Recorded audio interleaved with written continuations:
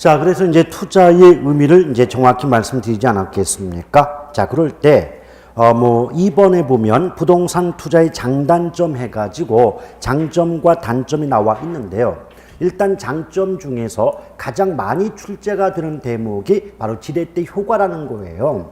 근데 지렛대 효과는 이제 영어로 바꾸면 레버리지 효과다, 이렇게 말을 하는데, 근데 여러분, 우리 이렇게 한번 생각해 봐요. 상식적으로도 우리 부동산이라는 재화, 물건은 일반적인 다른 물건에 비해서 값이 비싸죠. 그럼 고가품인 부동산의 경우는 워낙 값이 비싸다 보니까 내 돈만을 가지고 투자를 한다거나 구입을 하는 게 쉽지 않을 것 아니겠습니까? 그러면 부동산 투자 시는 일반적으로 남의 돈을 끌어와서 투자를 하고 그에 따른 수익을 얻을 수가 있게 될 거예요. 이처럼 지렛대란 말은 결국 남의 돈을 의미합니다. 근데 남의 돈은 네 글자로 바꾸면 타인 자본이다 라고 말하고 두 글자로 바꾸면 부채라고 말합니다. 그럼 한 글자로 바꾸면 뭘까요? 빚입니다. 별거 아닙니다. 오케이? 근데 제가 이 말씀 왜 드리고자 하냐면 최소한 지렛대란 말을 쓰고자 할 때는 반드시 문장 속에 남의 돈을 끌어온다는 말이 있어야 돼요. 남의 돈이란 말이 없다면 지렛대 효과란 말은 처음부터 쓸 수조차 없습니다. 그러면 우리말로 바꾸면 지렛대 효과는 남의 돈 끌어와서 나의 수익을 높이는 효과를 지렛대 효과, 레버리지 효과라고 하겠지만 예쁘게 포장하면 타인 자본 또는 부채를 활용함으로써 내 돈을 네 글자로 자기 자본, 두 글자로 지분이라고 하거든요. 그래서 자기 자본 또는 지분 수익률을 증대시키는 효과를 뭐라 그런다? 지렛대 효과다 그래요. 근데 이게 뭐냐면 한번 들어보세요. 우리 주변에 사업을 하신다거나 장사를 하는 분들 치고 은행에서 돈 끌어오지 않은 분이 거의 없을 정도 아닙니까? 그럼 누군가 사업을 하셔요. 그럼 곰돌이가 사업을 하기 위해서 은행에 담보를 맡기고 목돈을 빌려와서 투자를 한 결과 원금 이자를 갚고도 돈을 벌었다. 남는 떡고물이 있더라. 이런 경우는 지렛대 효과죠. 즉 남의 돈 끌어와서 투자한 결과 빚도 갚고 또 돈도 벌었으니까 이런 경우를 무슨 효과다? 지렛대 효과다. 이렇게 볼 수가 있는 겁니다. 아시겠죠? 근데 지렛대 효과는 크게 정의 지렛대, 부의 지렛대, 중립적 지렛대 효과 세 가지로 구분이 되는데요. 일단 제목을 잘 살펴보면 우리 정책론에서 외부 효과를 배울 때도 정의 외부 효과의 반대말이 부의 외부 효과 아니었나요? 그렇죠? 그렇다면 정의 지렛대가 아직 뭔지는 몰라도 그럼 정의 지렛대의 반대가 부의 지렛대이겠구나. 이런 예측은 가능할 수 있는 거 아닙니까? 맞죠? 그런데 이 정의 지렛대 효과는 어떤 경우냐면 세 가지 수익을 비교할 줄 알아야 돼요. 일단 지분 수익인데 지분은 누구 돈? 내 돈이에요. 내 돈. 내 돈을 네 글자로 바꾸면 자기 자본. 그래서 지분 또는 자기 자본 수익률 그리고 네 돈, 내 돈을 모두 합하면 총자본이란 말을 쓰거든요. 자, 총자본. 이 말은 결국 총투자와 같은 의미가 돼요. 그러니까 총자본 수익률 그리고 저당 수익률 이 세 가지를 비교해서 정인지 분지 또는 중립적 지렛대 효과인지를 알아낼 수가 있더라는 거예요. 근데 내용을 살펴보기에 앞서서 여기 저당 수익이란 말이 있지 않습니까? 그럼 일단 저당과 수익이 이제 결합이 됐는데 우리 개론에서 부동산학 개론에서는 그 파트를 불문하고 어느 파트이든 간에 관계없이 저당이란 말이 나왔다는 건 대출의 뜻이에요. 그 은행이 대출, 돈을 빌려주고 얻는 수익이 뭘까요? 이자이죠. 그럼 그 뒤에 유를 붙이면 이자율입니다. 그럼 여러분들은 흥분합니다. 아니 그럼 처음부터 이자율 그러면 될 거지 왜 저당 수익이라고 하느냐? 틀리라고, 떨어지라고. 앞으로 문제를 풀다 보면요 알고 보면 허무한 말이 얼마나 많은 줄 아십니까? 그런데 왜 그런 말을 써주느냐? 그런 말이 그 뜻인지 모르고 넘어가는 분들이 워낙 많다 보니까 단어 하나만 바꿔놔도요 한 50%는 그냥 떨어뜨립니다.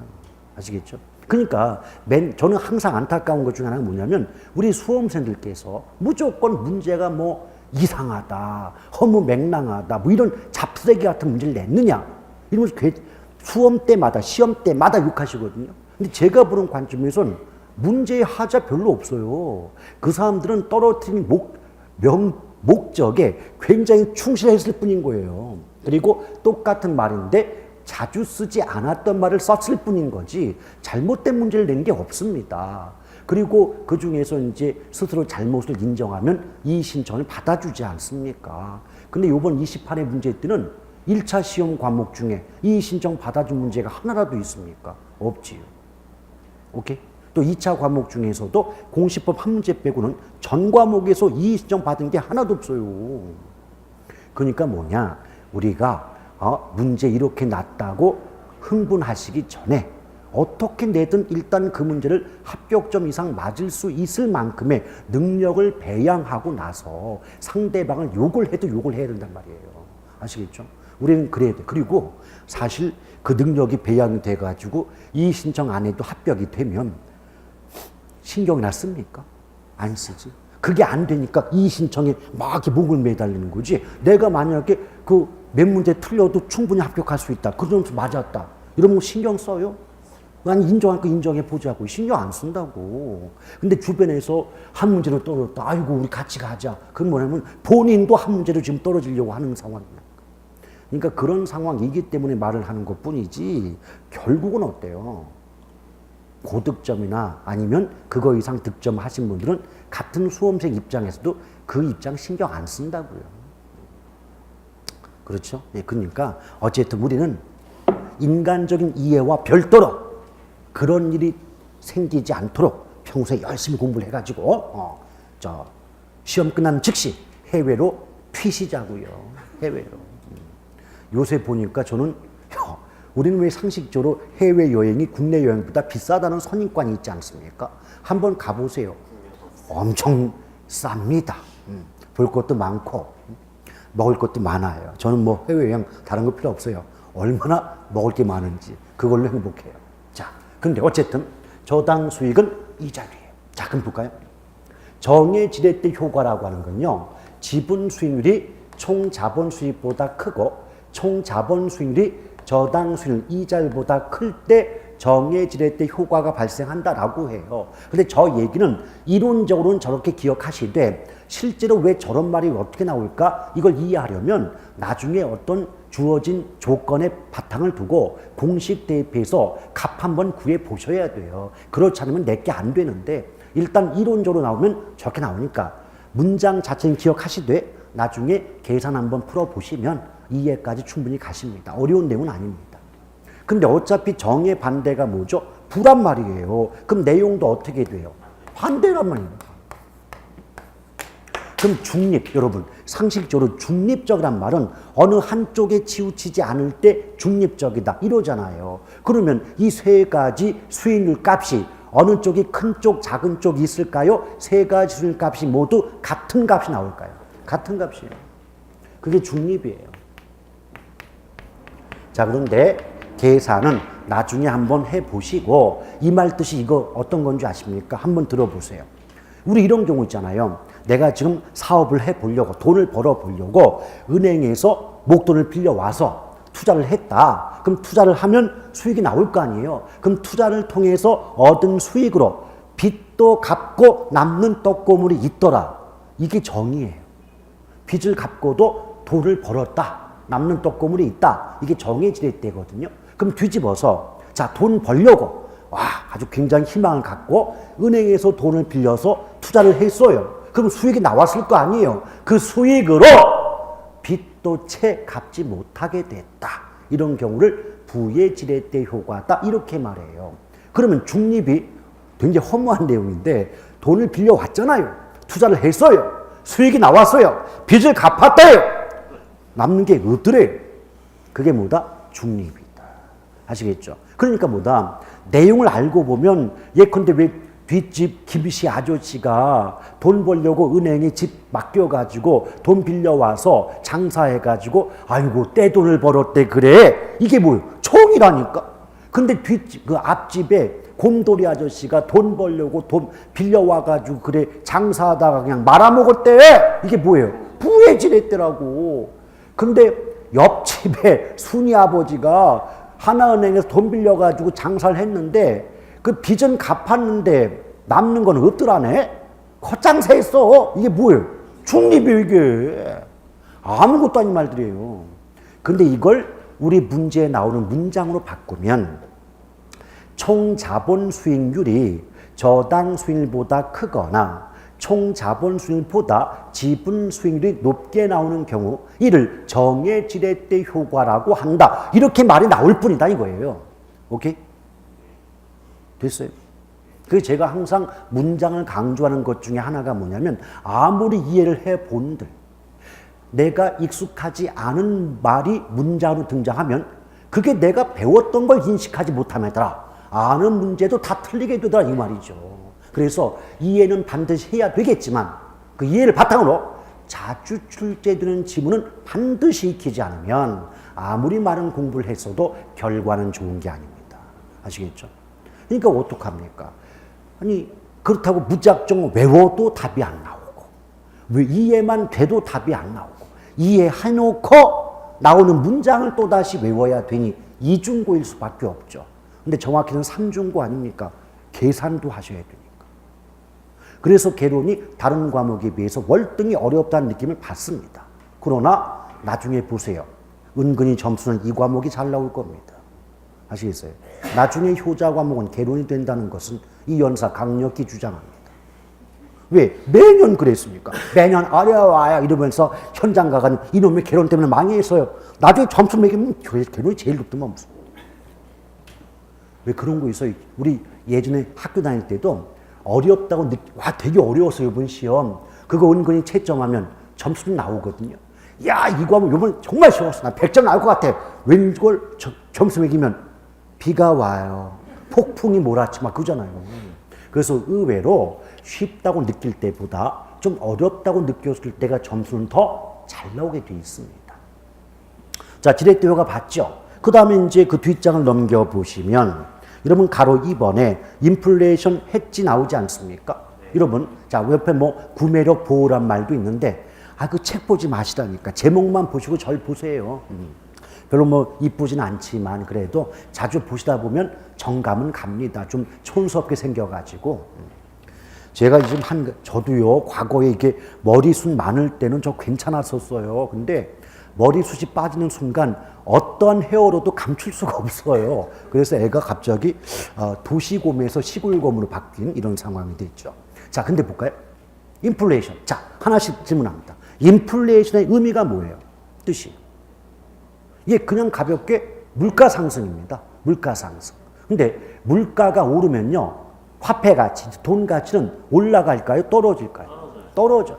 그러니까 이것만 가지고 예쁘게 포장하면 물가와 화폐 가치는 반비례 관계에 있다. 뭐 이런 말도 쓸 수 있는 거 아니겠습니까? 그렇죠. 바로 이 점이에요. 물가가 계속해서 오르게 된다는 건 돈 가치가 계속해서 내려가게 된다는 말과 같은 거예요. 근데 물가가 지속적으로 상승하는 이 과정 속에서 화폐로, 돈으로 자산을 보유하게 되면 계속해서 자산 가치가 떨어짐을 의미하게 되는 거 아닙니까? 그래요, 안 그래요? 다시 한번. 물가가 올라가면 반대로 돈 가치는 떨어지는 거다. 그럼 계속해서 물가가 올라간다는 건 계속해서 돈 가치가 떨어진다는 건데 이렇게 되면 돈으로 화폐로 자산을 보유하게 될 때는 금액은 같을지라도 그만큼 돈 가치가 떨어지는 상황이니까 실질적인 자산 가치는 낮아질 수밖에 없지 않느냐. 오케이?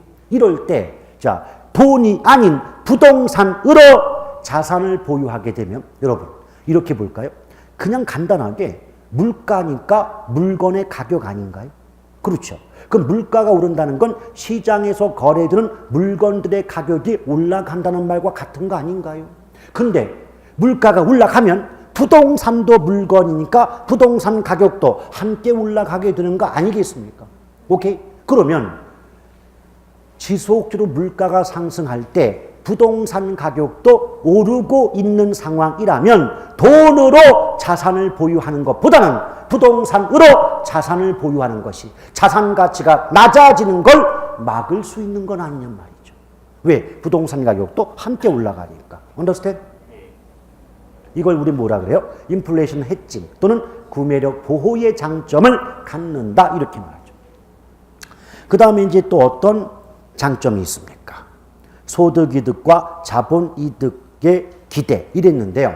이것도 제목을 잘 보시면 여러분 소득이득은 쉽게 말하면 부동산을 가지고 있으면서 얻는 이익이고 자본이득은 부동산을 팔았을 때 얻는 이익이거든요. 그러면 가지고 있다는 걸 예쁘게 말하면 소득이득이란 부동산의 보유를 전제로 하는 운영을 통해 얻는 소득을 말하며 자본이득이란 부동산의 처분을 통해 얻는 수익을 말한다. 이렇게 문장이 나오거든요. 대표적으로요. 제가 이제 상가를 가지고 있다고 전제를 한다면 상가 내에 점포가 있을 거 아니에요? 그럼 상가 내의 점포를 임대함으로써 얻게 되는 임대 수익은 팔아서 얻는 이익이에요. 부동산을 가지고 있으면서 그 부동산을 이용해서 얻는 이익이에요. 그럼 소득이득은 바로 그 임대 수익은 소득이득이 되는 거 아닌가요? 그렇죠. 근데 그 상가를 팔았을 때 얻게 되는 양도 차익, 매매 차익은 처분을 통해 팔았을 때 얻는 이익 맞죠? 그걸 뭐라고 한다? 자본이득이다. 아시겠죠? 그래서 처음에 개념이 잘 안 잡히는 분들은 소득이득의 대표가 임대소득이고 또는 임대수익이고 또 자본이득의 대표가 매매차익 또는 양도차익이다. 이렇게 개념을 잡고 가자 이거예요. 오케이? 그러면 이런 말 가능해요? 부동산 투자는 소득이득과 자본이득을 동시에 누릴 수 있다. 그럼 무슨 말이에요? 부동산을 가지고 있는 사람은 예컨 상가라면 상가의 운영을 통해 얻는 임대 수익도 얻을 수 있고 나중에 상가를 팔았을 때 얻는 양도 차익도 얻을 수 있지 않느냐 이런 의미가 되는 거 아닌가요? 오케이? 물론 이게 기초서니까 여기서 끝이지만 기본서라면 이것 말고도 또 다른 장점 몇 가지가 있지만 그런 장점은 크게 몰라도 관계가 없다는 거죠. 그러면 장점이 있으면 뭐가 있어요? 단점이 있죠. 투자의 단점 나와요. 그런데 안 봐도 비디오야 답이. 어떤 줄 알아요? 부동산 투자 시 위험이 높다. 위험 높은 거 모릅니까? 알지요. 또 부동산 투자 시 각종 규제가 많다. 몰라요? 부동산 규제 많은 거 알잖아요. 그 다음 여러분 고가품은요 쉽게 거래가 된다 안 된다? 안 돼. 쉽게 매매 거래가 안 된다는 건 쉽게 현금화하기가 쉽다 어렵다. 현금화하기가 어렵죠. 그걸 환금성이 부족하다 그래요. 그 제목들 봐요. 투자의 단점 했을 때 낮은 환금성 안 나와요? 그리고 가로 3번에 위험이란 말 안 나옵니까? 오케이? 예. 그리고 행정적 통제와 법률의 복잡성 이걸 제가 아는 말로 바꾸면 규제가 많다. 오케이? 그럼 여러분 만약 여러분들이 이런 말을 전혀 듣도 보도 못한 상황에서 투자의 단점에서 이런 내용들이 보기 속에 들어가 있다면 맞출 수 있어요 없어요? 있잖아요. 안 배웠어도 맞추잖아요. 그걸 뭘 봐. 근데 웃긴 건 그걸 또 틀려. 환장합니다. 아시겠어요? 근데 매년마다 느끼는 건 몰라 틀린 게 아니라니까 진짜. 모르셔서 틀리지 않아요. 모르셔서가 아니라 그날 딱 가서 안 보인다니까 요새. 안 보여요. 뭔가 씌인 것처럼 보이질 않아요. 보이질 않고 사시나무 떨다가 결국 반기절 직전 상태에서 나오시는 거죠. 근데 그런 상황에 접하지 않으려면 대응하시려면 평상시에 시험을 많이 보셔야 되는 거예요. 그래야 안 떤단 말이에요. 근데 모의고사 보라고 좀 나오세요 그러면 뭐 결혼식이 있어요, 뭐 있어요, 뭐 각종 모임에 뭐 그거 하다가 근데 제가 초창한 게 뭐라고 있습니까? 1년 동안은 제발 인간관계의 파탄을 경험하시라고. 인간관계의 파탄을 경험할 정도가 아니면 그 시험 이미 끝났다고요. 아시겠어요? 무슨 핑계가 아니지만 어떤 이유 때문에 계속 그게 딜레이가 돼버리면 여러분 공부가 헛공부가 됩니다. 아시겠어요? 차라리 1년 서운하고 마는 게 낫지. 이거 1차 붙고 또 내년 또 2차 하다 이래버리면 2년 동안 서운한 것도 아니고 안 서운한 것도 아니고 자꾸 그런 게 반복된다니까 요새. 아시겠죠? 그러니까 1년 서운하고 붙고 나가지고 친구야 내가 그때는 이런 사정이 있었다. 미안하다. 평생 잘해주시면 되는 거 아니에요. 아시겠어요? 그 뭐예요? 경중을 무게의 깊이를 잘 따져서 생각을 하시고 행동을 하십시오. 지금 당장 그 서운한 친구 위로해 주는 게 중요한 게 아니라고 그게. 아시겠죠? 그리고 그러나 이 곰돌이 접니다. 곰돌이가 뭐 한잔 하자 그러면 그때 나오세요. 그럴 일도 없겠지만. 됐죠? 자, 그 다음에 그 아래 보면 위험과 수익이란 말이 나옵니다. 위험과 수익이다. 자, 이게 과연 무슨 말일까요? 위험과 수익이다. 자, 여러분, 투자 왜 한다 그랬습니까? 돈 벌려고. 그 돈을 벌겠다는 걸 수익의 획득을 목적으로 한다고 우리 설명 듣고 기억나죠? 그런데 투자를 왜 꺼릴 수밖에 없어요? 잘못하면 쪽박 차니까. 잘못하면 쪽박 찬다를 우린 위험이 존재한다고 말할 수 있겠죠. 그러므로 투자에 있어서 위험과 수익은 양대산맥이라고 볼 수가 있는 겁니다. 그렇다면 가장 먼저 뭐부터 나와요? 위험의 뜻부터 나오지 않겠습니까? 여러분 질문합니다. 우리의 미래는 확실, 불확실? 불확실해요. 우리의 미래가 확실하잖아요. 우리 이 공부 안 한다? 왜? 너는 앞으로 합격한다? 합격이 정해졌는데 누가 공부를 해요? 이 시간에 클럽을 가지. 근데 너는 불합격이다? 그럼 공부 안 합니다. 그렇죠? 우리의 미래가 확실하지 않으니까 붙을 수도 있고 그렇지 않을 수도 있으니까 학원에 와주신 여러분이 대단히 감사해요. 저희도 먹고 살아야 되니까요. 자, 그런데요. 우리의 미래 불확실한 거 맞죠? 그러다 보니까 어떤 문제가 발생하느냐. 이런 경우 있잖아요. 나 이 건물 투자자 입장에서 나 이 건물에 투자하면 10%의 수익이 나올 거라고 예상했어요. 그래서 투자를 했어요. 근데 막상 뚜껑을 열어보니까 5%밖에는 수익이 나오지 않았대. 그러면 이 말은 예상한 수익률과 실제 발생한 수익률이 일치하지 않는 경우죠. 어긋난 경우 맞죠? 다시 한번 10%의 수익을 예상하고 투자했는데 실제로 발생한 수익은 5%에 불과한 경우 아니냐 말이죠. 오케이? 그러면 이 말을 이렇게도 바꿀 수 있지 않을까요? 위험이란 장래의 불확실성으로 인하여 예상한 결과와 실제 발생한 결과가 일치하지 않을 어긋날 가능성을 의미한다. 맞아요? 그때 결과란 말 대신에 수익률자 집어넣어가지고 예상 수익률과 실현 또는 실제 수익률이 어긋날 가능성을 위험이라 한다라고 말할 수 있는 거 아니겠습니까? 안 그래요? 자, 그러면 아주 간단하게 우리의 미래가 그래 불확실하구만. 그러니까 나는 예상했어요. 10%가 나올 거라고. 그러나 실제로는 5%밖에는 나오지 않았어요. 이런 경우를 우리는 뭐라고 한다? 위험이다. 오케이? 그럼 만약에 나는 10%의 수익을 예상하고 투자를 했는데 실제로 20%의 수익이 나왔다면 이는 위험이다, 아니다. 너무 제가 크게 했나요? 다시 한번. 자, 첫 번째, 내가 예상한 것보다 실제 수익이 작게 나오면 이건 위험이라고 했습니다. 그럼 두 번째 경우는 내가 예상한 수익보다 실제로 수익이 더 크게 나왔다면 이는 위험이다, 아니다. 위험이다. 오케이. 양쪽이 일치하지 않는다면 통계학적으로는 위험입니다. understand? 그러나 걱정할 거 없는 것.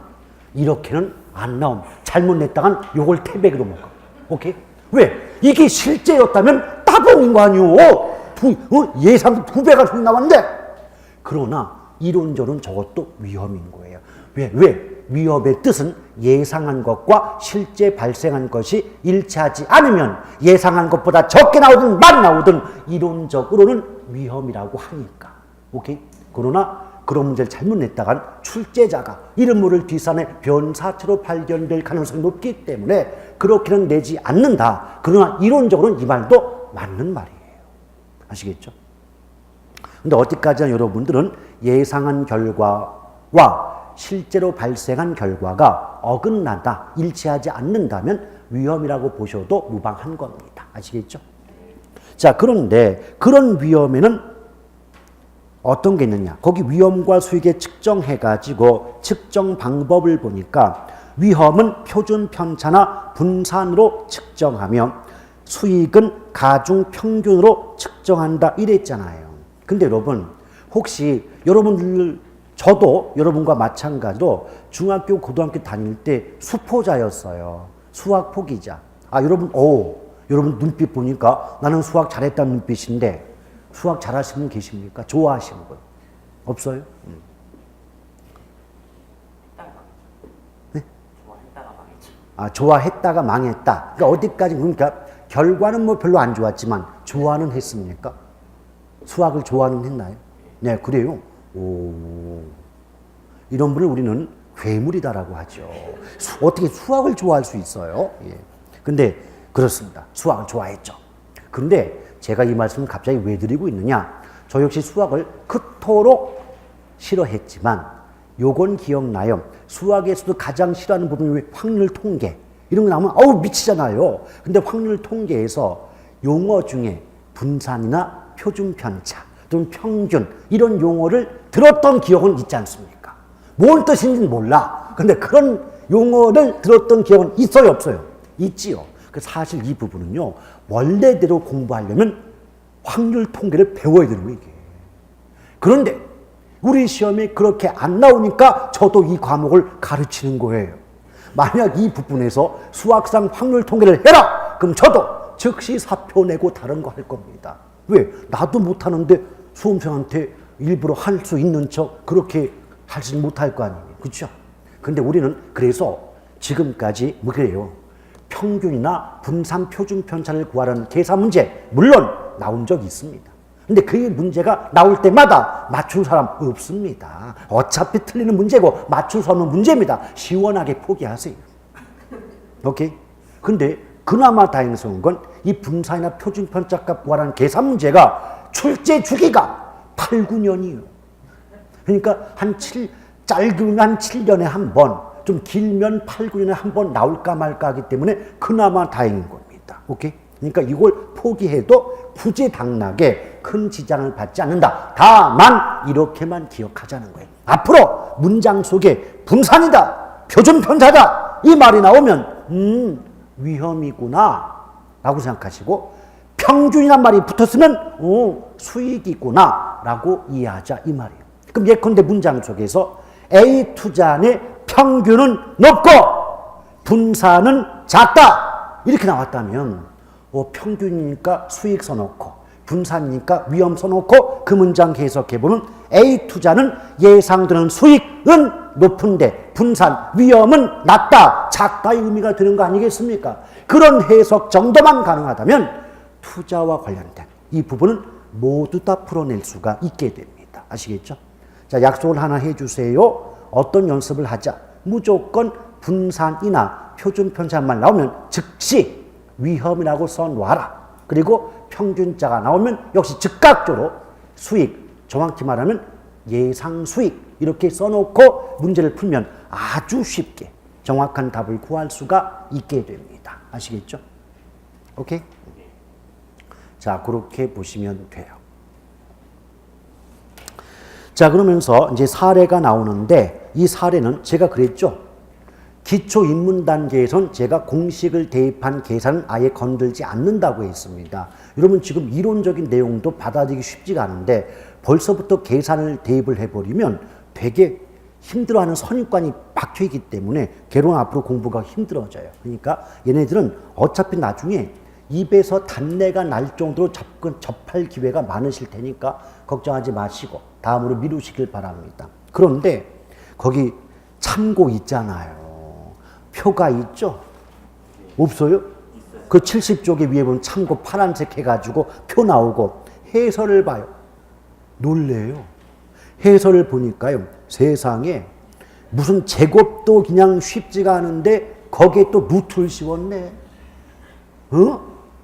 오케이? 이게 표준 편차 구하는 공식이란 말이에요. 그러면 이 표준 편차 구하는 공식, 자, 우리가 왜 힘들어지냐면요. 사실상 학교를 졸업한 지 오래되면요. 평상식 무슨 계산을 할 기회가 별로 없고요. 계산을 만약 한다 하더라도 계산기를 두드리지 내가 스스로 더하기 빼기를 하는 경우는 거의 없습니다. 그럼 생각해봐요. 실제로 계산해보라고 하면 더하기 빼기도 갑자기 하라고 하면 멈칫합니다. 그런데 불사 루트를 뭐 분사나 표준편을 구해보라고 그 구해질 것 같습니까? 안 돼요. 그 저희의 지론은 이렇습니다.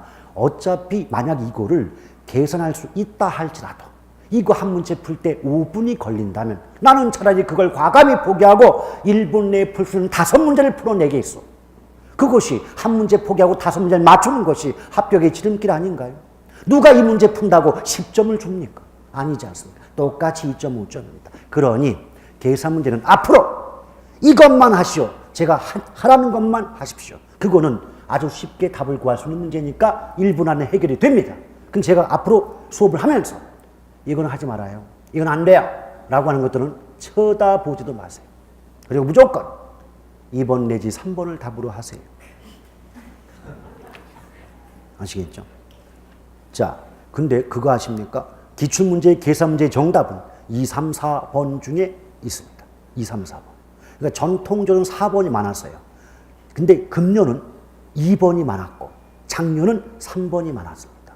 그럼 어떻게 돼요? 전통적으로는 4번이 많았지만 2, 3이 요번에 또 강세, 대세이기 때문에 환장하고 있습니다. 그래서 2, 3 어차피 찍을 거 2, 3, 4번 중에 하나를 찍으시길 바라요. 자, 그 다음에 2번에 보면 부동산 투자 위험의 유형 및 수익률의 종류 나옵니까? 자, 그럴 때 일단 부동산 투자 위험의 유형을 보면 일단은 맨 앞글자 한번 따보실래요? 그러면 사, 금, 법, 인, 유가 되는 거 맞아요?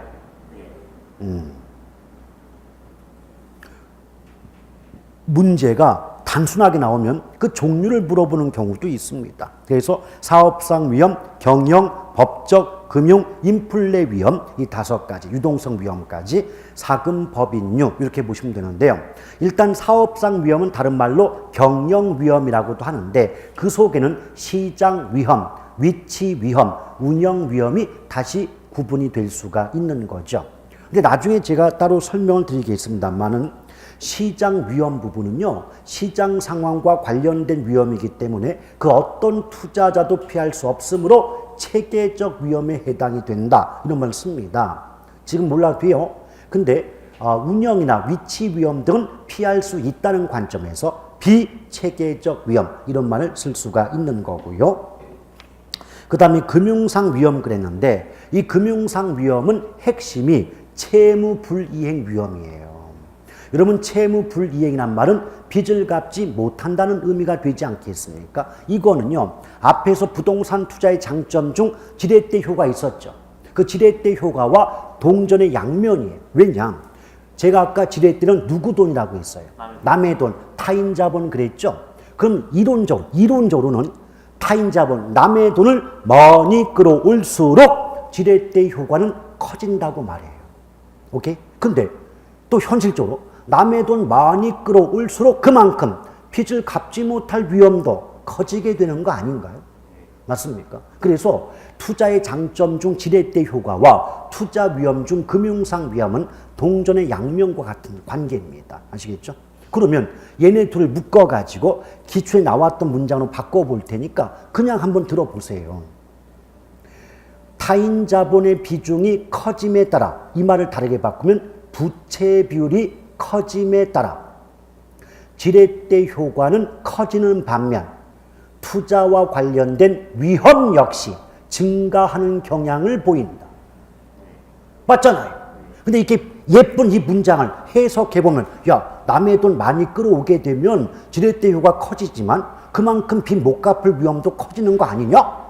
이 쉬운, 이 간단한 말을 무슨 투자에 관련된 위험이 비례관계에 있다는 등 함께 증가한다는 등 이렇게 말하니까 뭔가 있어 보이지 않습니까? 개론은 뽀대가 나는 과목이에요. 아무것도 아닌 걸 있어 보이게끔. 그래서 여러분 무슨 자기소개서라든지 뭐 이런 글을 쓰고 싶으면 개론을 찾아오세요. 아주 사자로는 아주 그냥 최고봉이 개론입니다. 별거 아닌데 한 문장을 한 10문장을 바꿔가지고 그냥 상대방 읽으면 녹을 정도를 쓸 수 있는 게 개론이에요. 과목의 특성이 그러합니다. 남을 속이고 싶다면 찾아보세요. 자, 그 다음에 법적 위험 나오죠. 근데 여기서 포인트가 뭐냐? 법이에요. 법이라는 글자예요. 그럼 법이라는 글자가 붙어 있다 보니까 어떠하다? 어떤 정부의 정책, 규제, 제도, 법률 등의 변화로 인하여 투자자가 손실을 입게 되는 경우, 이를 법적 위험이다. 이렇게 보는 거예요. 그 다음 무슨 위험이 있어요? 인플레 위험이 있는 거죠. 오케이? 그런데요, 여러분 생각해 봐요. 아까도 봤지만 인플레이션이란 말은 물가가 오른다는 거죠. 근데 물가가 올라가면 돈 가치가 떨어지고, 돈 가치가 떨어지면 예쁘게 말했을 때 화폐의 구매력, 화폐의 구매 능력이 하락하게 된다라고 말할 수 있는 거 아니겠습니까? 오케이? 그래서 물가가 상승함에 따른 화폐의 구매 능력의 하락으로 인한 위험을 우린 뭐라 그런다? 인플레 위험. 이렇게 보는 거예요. 오케이? 그럼 돈 가치가 떨어지니까요. 생각해봐요. 내가 임대인, 집주인인데요. 물가 오르기 전에 임대료, 월세로 30을 받았대요. 근데 물가 오른 후에도 월세로 30을 받는다면 월세액, 금액은 30으로 똑같겠지만 물가 오르기 전에 30보다는 물가 오른 후에 30은 돈 가치 자체가 낮아졌기 때문에 임대업자, 집주인이 갖는 실질적인 임대 수익은 올라간다, 떨어진다. 그런 위험을 뭐라 그런다? 인플레 위험. 오케이? 근데요, 여러분, 그 현상은 돈을 빌려준 은행 입장도 마찬가지라는 거예요. 은행도, 물가 올라가는데 똑같은 금리를 적용해서 똑같은 이자를 받는다 하더라도 이미 돈 가치가 떨어진 상황이니까 은행이 받아먹는 이자 수입도 실제로는 낮아지는 셈 아닌가요? 그럼 은행은 이런 상황이 싫겠죠.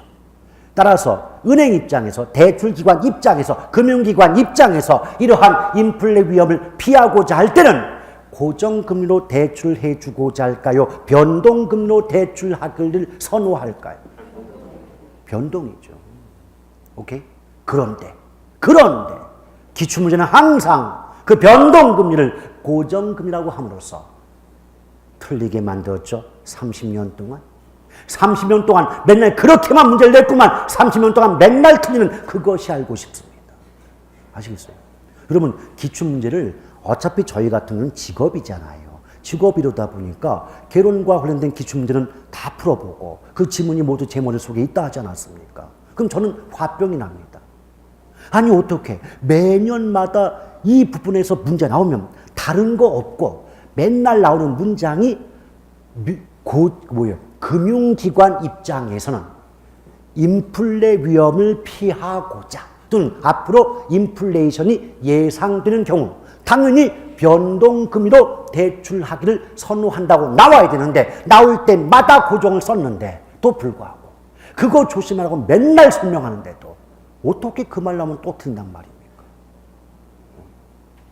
물론 그러하기 때문에 막말로 학원도 먹고는 살겠습니다만 저는 또 어떤 한편에서는 그렇게 먹고 살고 싶지는 않더란 얘기예요. 그 정도는 여러분이 캐치를 해가지고 벗어나고 어려운 문제를 틀려서 다시 오신다면 어쩔 수 없겠지만 그렇게 쉬운 문제를 그걸 한 문제 차이로 당락이 좌우되고 다시 이 가시밭길을 걷게 된다는 건 이건 정말 하고 싶지 않은 일 아닙니까? 그렇죠?